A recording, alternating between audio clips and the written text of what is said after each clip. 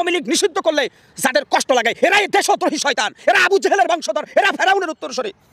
আজকে আপনারা বলেন তো, শেখ হাসিনা 15 বছর যে আওয়ামী লীগ প্রতিষ্ঠিত করেছে, এখন বলে যে ফজলে নূর তাপস, সাবের হোসেন চৌধুরী, স্পিকার শিরিন শারমিনরা নাকি ভালো আওয়ামী লীগ, এদের হাত ধরে নাকি আওয়ামী লীগ ঘুরে দাঁড়াবে। এরা তো রাতের ভোটের অংশীদার।